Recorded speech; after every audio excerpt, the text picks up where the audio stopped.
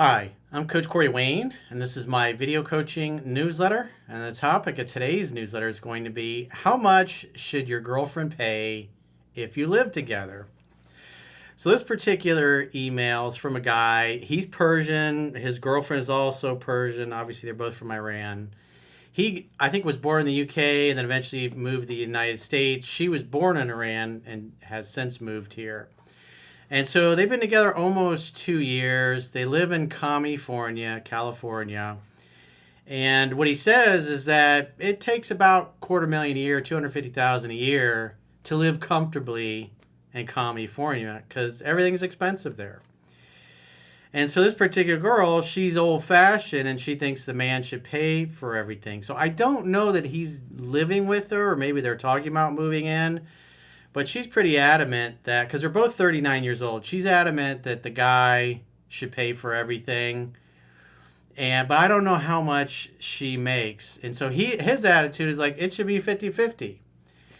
And she's basically saying that he should pay for everything. And if he doesn't agree to this, that she's going to break things off. And so he's going, I don't think this is fair, right? What do you think, Coach? So it's a good email to discuss this. Because typically, in most cases, the guy is going to make more than the girl. And so with that said, let's go through his email and try to see what the exact situation is. He says, "Hi, Coach Corey. I hope you're doing well. Give me your input on whether it's in future or in the messages or in a future video, my lady," which he's obviously, I don't think English is his first language. So the sentence doesn't really make any sense. But he says he's been in a relationship with her for 2 years, since October 2024. She believes that a man should take care of all the financial means. She's old-fashioned per what she says. We both live in California. She's a psychologist. And I'm a broadcast engineer for the NFL, Super Bowl, and the NHL. So I assume he makes pretty decent money. Also, it means he probably has to travel around a lot for different games and things. So he's probably on the road, makes good money. He says, even though I can easily take care of everything, I don't feel it's necessary or fair. And as you know, California is very expensive and you need to make a minimum of $250,000 a year in order to even be able to buy a house, let alone take care of your spouse. My question is this: is it wrong that I feel she should pull her weight? Is it bad that everything should be 50-50? Of course, when we go to dinner, I take care of that. Well, I mean, if you're inviting her to go out with you, then yeah, you should. If you invite your parents to dinner, you should pay for the dinner, that kind of thing. And a few other means, such as shoes and clothes once in a while for her. I just feel that if we got married, not that I'm pushing for it, and I pay for everything, and years have passed by, and then she decides to move on because she doesn't love me anymore, for whatever reason, well, that means I was a sucker all these years, and I'm left with nothing, and she benefited everything. So from this, we can look at it from this perspective. Let's just imagine he makes multiple six figures. Let's say he makes $300,000 a year. And let's just say, for argument's sake, that his psychologist girlfriend also makes $300,000 a year. So if that's the case, then I would say, yeah, they both should pay everything 50-50. Now, if he makes $300,000 a year and she makes $100,000 a year, well, then he should probably be paying like 66% and she could pay 33%. And so if you're thinking about moving in, you have to look at proportionality in your income and the means. I mean, if you're a guy making $300,000 a year and you're dating a woman who makes $50,000 a year, well, you can't expect her to pay 50-50 because she's just not going to be able to afford that. And on top of that, if she becomes a stay-at-home mom or something like that, then she's going to have no income. And so then you're going to be paying for everything. Because she's not going to be having an income, she's going to be a stay-at-home mom. And so it should be proportional based upon what she makes. It's definitely unfair, and I agree with what this guy's saying, that imagine he makes $300,000 a year, she makes $300,000 a year, and yet she expects him to pay for everything, and then she's just going to save all of her money and not give any of it to him. And then if they break up, he's been paying all their bills the whole time they were together, and she leaves. In essence, she's like on a scholarship. She has no expenses. And so, like for me personally, typically the way I've always done it, because my girlfriend's always end up living with me, is that I pay for all the bills, and she could buy food, she could buy me clothes or whatever. It's not really a big deal to me. It's like because we're just always together. And the nice thing about that is that we're always together. We live together. We spend a lot of time together. It's not like she's going to a 48-hour a week work job, slaving away, trying to make her half of the rent or things of that nature. That's just me, and typically has always been my situation. And even when I had girlfriends that made really good money, they typically had their own place, but they were always at my house for the most part, or sometimes I'd be staying at their place, but most of the time they live with me. And it's nice dating a girl that has a decent income because she'll buy you things. She'll buy you shirts, she'll buy you shoes, she'll buy you a nice comforter set and beds, set for your bedroom. She might buy some towels for the bathroom or the kitchen, or if you're going to have dinner, she'll stop by the grocery store, buy a bunch of food and ingredients and stuff, and just make food for you. She's not going to be asking you for money and vice versa. It's nice when both people co-create the relationship together. It's definitely not fair if you both are making equal income to think that the man should just pay for everything and the woman gets to pocket and save her money. I wouldn't agree to that at all. And if that's your girlfriend's attitude, just like, well, let's not live together. We can continue to date. And, when I invite you out to go on dates or I take you places, obviously I'll pay. But if your attitude is that you make comparable income to me and you expect me to pay for everything and you're going to save all your money and keep it in your personal bank accounts, it's like there's no reason to live together. So these are things, especially if you're going to move in, you got to have these discussions, and they can be uncomfortable and they can be unpleasant. And you really have to kind of look at it from a perspective of, well, if you're going into business with somebody, what is the first thing you're going to do? Well, you got to come up with a partnership agreement, a legal partnership agreement that's legal in your state, your city, whatever country you happen to live in. I live in Florida, so the laws in Florida are going to be different than the laws in California, and so you have to have legal counsel in your area that can advise you of what the local, state, federal laws tend to be. But in a normal partnership agreement, it's the partners get, say there's 3 business partners. Like, I had 2 business partners when I was in real estate. And the way we split things up is that me personally, I took care of, in essence, running the business, paying the bills, keeping all of the licensure updated, continuing ed and all that stuff, made sure the taxes were done, the bills were paid, the payroll was done, the lawn was cut, the landscaping was done, the landscaping fertilizer was done, all that stuff. The parking lot was clean, the office was clean. So I was like the office manager in addition to being an acquisition agent, in addition to running the advertising for my side of the business. My partner James was like the sales guy, but he sucked at running businesses. He didn't want anything to do with that, which made it nice because I like doing those things. We all had access to the bank accounts, so we could always look. We could see what money was being spent and who's spending what. And then my other partner, Paul, he kind of ran the wholesale mortgage side of things, made sure the deals got funded that he and my partner, James, did together. He was an acquisition agent for foreclosure properties. I was an acquisition agent for foreclosure properties. And so it was all a performance-based type of partnership. So if I found a property, I got an acquisition fee. If Paul found it, he got the acquisition fee for it. James would sell both the properties that I found and the ones that Paul found. And so we adjusted our commission split. James earned less on each deal, but he had 2 people feeding him deals. So it kind of worked out. So it was performance-based sales business, but it was kind of made equal just because I was doing a lot of things that James didn't have to do, and that allowed him just to strictly focus on sales and maintaining the relationships with our dealer customers that bought the foreclosure investment properties from us. And so we each brought a skill set to the table, and we each got to work in the things that we really loved, we really enjoyed, that were our core competencies.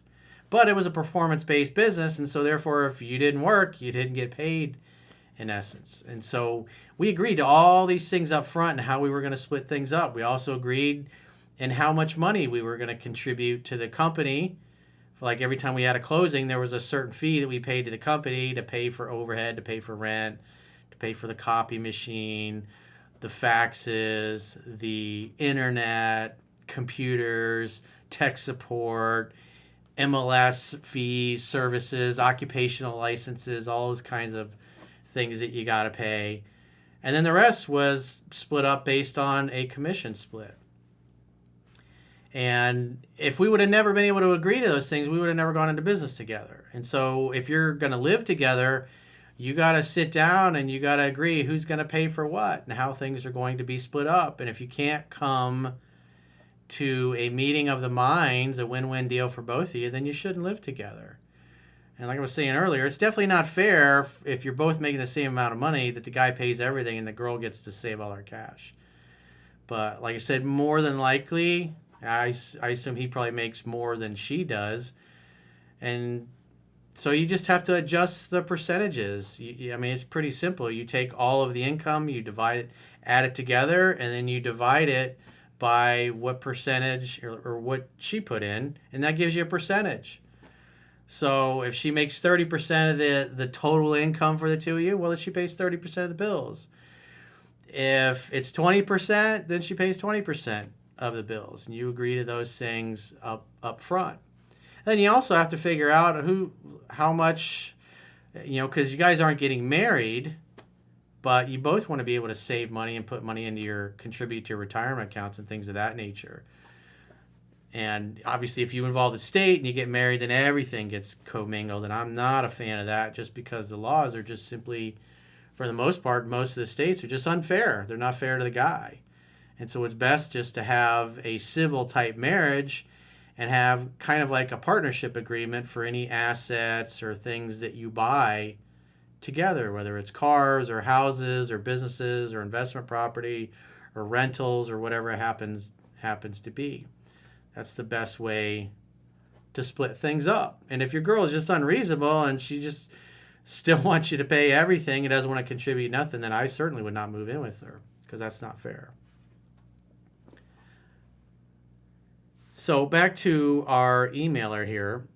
He says, this always runs in the back of my head, which is the one reason why I feel I shouldn't have to carry her weight. And I mean, she's not my child, for Christ's sake.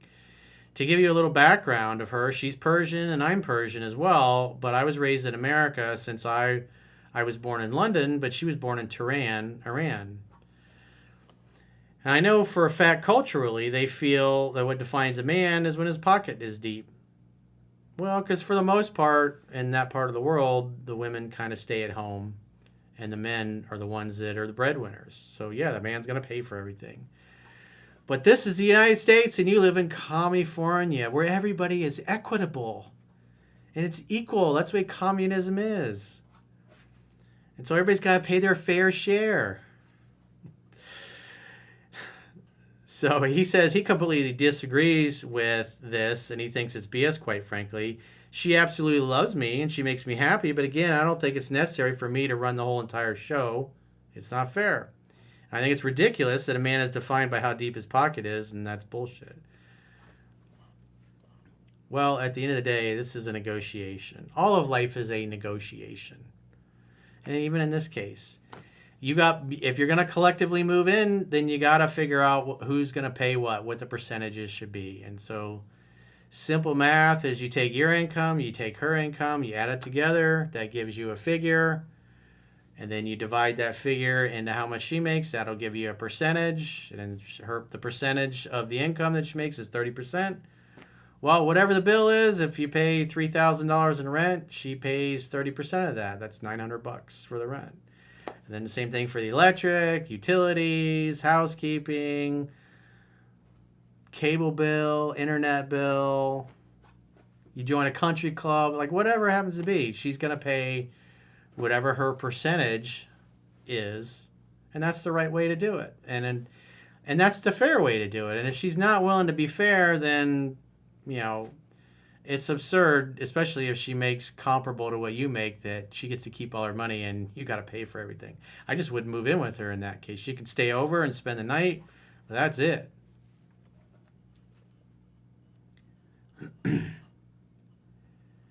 He says, let me know what you think, because she's thinking of breaking up if we don't adhere to her ideas. And first of all, if she loves me, why the hell would she want to break up? Well, we'll get later on in the email, and once you kind of see a little info about the dad, then you'll kind of make some sense why she's kind of got the attitude. Because dad got cheated on by mom, and she was mostly raised by her father. Her father tends to be a little soft. So the daughter, his girlfriend, learned that, well, if you just badger a guy enough and nag him enough and try to intimidate him enough, he'll probably back down and go along with what you want. Because that's what she's been able to do her whole life with her father. So that's another issue completely. He says this clearly means that she's after the money, even though she says she's not materialistic. This is like winning through intimidation. It's like, in other words, she's threatening to impose a pussy embargo on you. In other words, she's going to break it off. It's like, okay. Like I said, it's unreasonable. She needs to pay whatever kind of percentage that she can afford to pay based upon her income. It's unreasonable to think she's going to move in. But again, if she makes a small amount of money or a lot less than you do, which has usually been the case in my situation, it's, she buys groceries. She buys me things. She buys things for the house or whatever. It's like, it was never really an issue. I didn't really care about that because I usually made significantly more than the women I've dated, even the women that made good money. And the ones that made really good money, they had their own houses anyways. So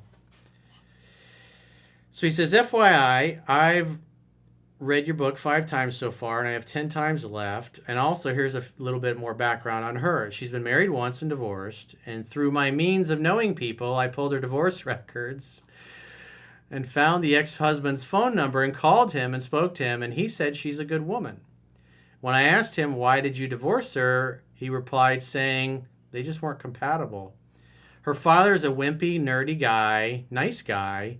Her mother cheated on her father while she was, I think, 8 years old, and the father raised her the entire time, and right now she's 39 and I'm 39. She does see her mother quite often now since her mom's moved to the U.S., ironically, even though the mother wasn't in her life throughout her teenage years and adult years. She respects her mother more than her father, and I know what you're thinking, Coach, that the dad did a bad job, and I don't deny that, and I actually agree with you. I think she has a high body count, too, because she's pretty loose down there in both holes. I know, TMI. So she got the balloon she got both the love tunnels blown out. That's nice. Well, you also have to know that as women get older, they tend to get a little looser. Especially if they've had kids. He says, well, we'll leave this part for another time, but what do you think about this whole financial category I brought up? Well, like I said, I think it should be comparable based upon, like I said, take her income, your income, add the number together, and then you could take the total number and then divide that into her income or yours for that matter, and you'll get a percentage. You'll get a percentage of what she brings in for the household and what you bring in for the household. And therefore, if it's 70-30, say you earn 70% of the total income in the household and she earns 30%, well, you pay 70% of the bills, she pays 30% of the bills. That's just a simple, fair way to do it. And like I said, unless she makes just a real small amount of money, then it's not really gonna matter. But she's a psychologist, so I would assume she probably makes at least a 6-figure income or more. And so that should be fair. And if she doesn't like that, then just say, well, you're not going to live with me. You can stay over, but I don't want to live together. If she's like, well, I'm going to break up. It's like, okay, well, I'm sorry you feel that way, but, we got to have a meeting of the minds, and for you to expect me to eat all the expenses and you save all your money, and then I'm going to be broke as a joke so you can become a millionaire while I pay all the bills. It's like, I don't think so. That's not a partnership. That's you taking from me. And you're not going to say this to her, but it's like, it's almost like you have a live-in hooker. You pay for all of her bills in essence. She gets to keep all of her money. It's like, that's not right. So you guys got some discussing to do, and fair's fair. And if she's not willing to be fair, then I definitely would move on, and you can give her the gift of missing you permanently. If she's threatening, you're 39 and you're reading my book, it's quite frankly, you should be dating a woman 10, 15 years younger than you anyways. So you're doing her a favor by dating her at 39. Plus, if, both the love tunnels are blown out from excessive use, and it's like, hey man, whatever floats your boat.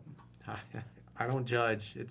That's on you. But obviously, looking at how she was raised, the fact that dad is soft and a doormat, she's basically learned that women are able to walk all over men. It's clear that her mother walked all over her dad, didn't respect him, and went and fucked another guy behind his back and cheated on him. So that would probably mean that your girlfriend might not be a very loyal person as well. It's like, you don't really know what you don't know. But her ex-husband did say she was a good woman, but they just weren't compatible. And so maybe that's part of the problem. Maybe your girlfriend is just too stubborn. She's too intermasculine because her dad taught her that all men are soft. And so she believes that, even though that's not going to be true. And there's no if you were to accept something that's an unfair deal, you're going to resent the hell out of it. And as time goes by, it's going to come out and you're going to get pissy and you're going to get irritated. And on top of that, she's going to probably rub it in your face. You're like, well, you agreed. You agreed to this before I moved in. You agreed that you were going to pay all the bills. So a deal has to be a win-win for everybody, especially when it comes to an intimate relationship, and especially when you're living together. It has to be win-win or no deal. And if you don't like the financial terms of the deal, then there's no reason to live together. It doesn't benefit you. And if her attitude is, well, I'll just go date and fuck somebody else, it's like, okay, well, I guess I'll have to date somebody 10, 15 years younger and with a better attitude and whose father did a better job. You probably shouldn't say that to her, but for us guys talking here, it's, that should be your mindset. You're doing her a favor, bro. You're getting to the point where you're in the peak earning years and you got the most leverage, and it's like you're really doing her a favor. Because if it was me, I would definitely be dating girls that are 10 or 15 years younger, because I haven't dated anybody my own age. I don't think ever. I can't even think of anybody. Every girl I've ever dated has always been younger than me, especially as I gotten older. They all tend to stay in the same age range. So you got all the leverage. So don't be agreeing to a bad, shitty financial deal, because you're going to resent it, and then you're going to end up taking it out on her in different ways, and that's just going to cause problems in your relationship down the road. So only agree to it if it's win-win or no deal. Pretty simple. So if you guys haven't already signed up for our paying members only content, in the video description of this video, there are links to join on YouTube, to join on Spotify, or on our website, understandingrelationships.com. And on the website, you get a 7-day free trial. You can choose an annual plan and get a 25% discount, or you can do a monthly plan. And so what you get with that is you get 6 additional paid video coaching newsletters per week, similar to this type here, that only paying members get access to. We have a weekly study group on 3% Man and a weekly study group on Mastering Yourself, where we go page by page in the books and discuss the concepts and the principles and the content of the books in depth. It's like an ongoing weekly class on both books where we really drill down on the stories and the stuff that's in there. And we have the full viewer questions podcasts that we do that are in there, and any special interviews and videos. Those will also be in the members area. Again, in the video description below or to the side of this video, you can join on YouTube, you can join on Spotify, or you can join on the website. Obviously, we would prefer you join on the website and choose an annual plan, and you can get a 25% discount. Plus, with the website, you get all the email analysis that goes with the videos. And if you got a question or a challenge and you want to get my help personally, go to understandingrelationships.com, click the products tab at the top of your screen on any page of my website, and book a coaching session with yours truly. Until next time, I will talk to you soon.